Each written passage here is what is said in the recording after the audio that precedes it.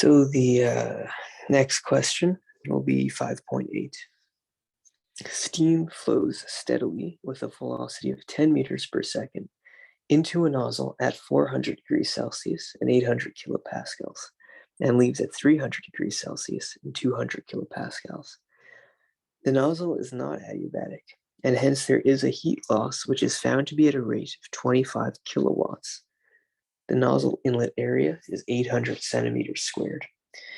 What is the velocity and the volume flow rate of the steam at the nozzle exit? Okay, so let's do this here. First things first, we'll want to find the properties at the states given at the inlet and at the exit, all right? Now we're told at the inlet we have a pressure of 800, a temperature of 400. So if you go to the tables and you look for the specific volume and the enthalpy, which are the two that we're going to really need, we can see that at state 1, we have a specific volume of 0.384 meters cubed per kilogram. And we have, sorry, I should say V, and H is 3267.7 kilojoules per kilogram. This is at state 1. Similarly, if we go to state 2, which is 200 kilopascals and 300 degrees Celsius, we will find V equal to 1.316 meters cubed per kilogram and H equal to 3072.1 meters cubed per kilogram. So we want to find, in part, we want to find the velocity at the exit. And we saw before we can do this using the first law of thermodynamics.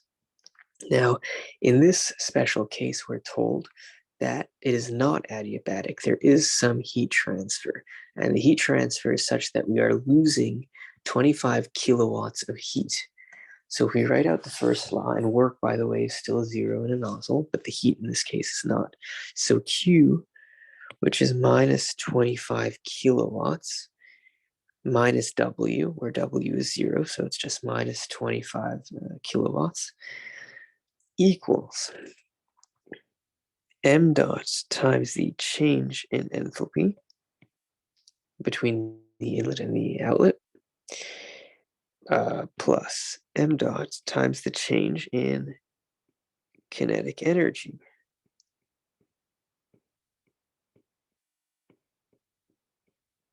Like that. Okay, so obviously we need to know m dot here to be able to work with this. If we do know, well, we can put it into this equation. So let's find m dot first. Now we can do it from the inlet. So if we go to the inlet, remember that m dot is rho AV, which is like saying AV over specific volume. And because we found the specific volume in state 1, we can pop it into this equation. A is given as 800 centimeters squared. But of course, we have to convert that to meters squared. And V is also given as 10 meters per second.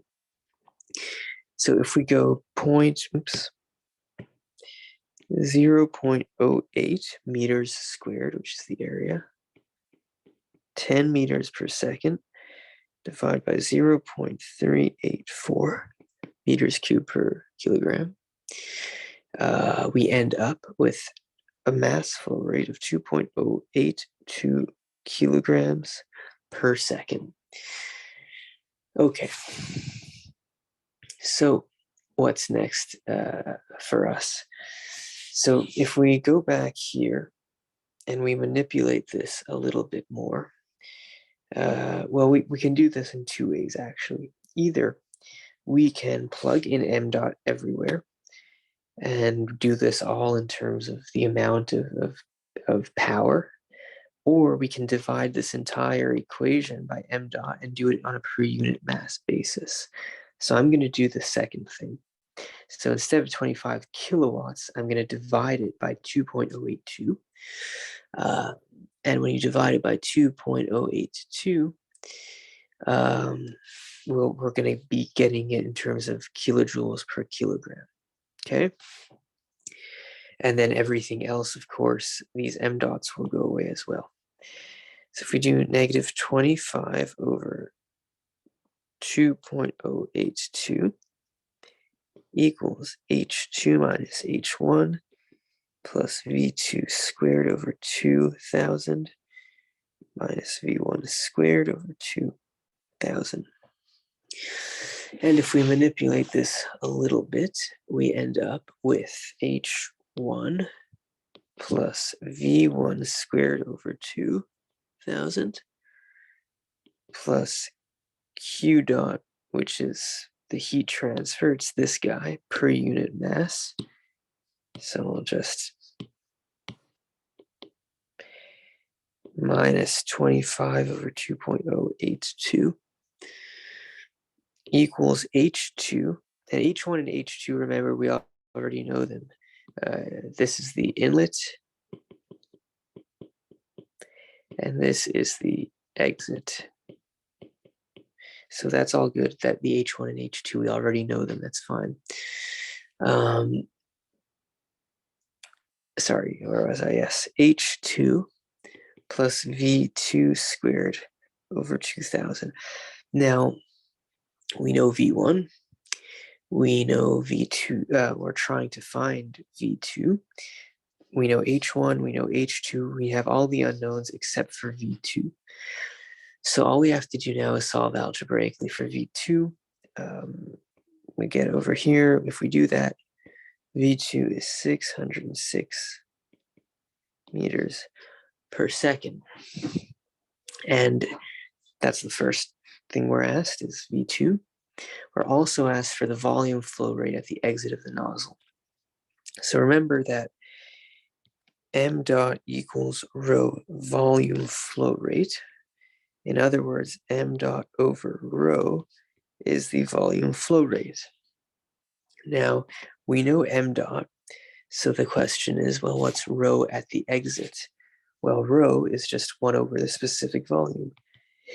So if we do m dot specific volume, as long as that specific volume is at the exit, we will get v dot, which is 2.082 times 1.316 meters cubed per kilogram.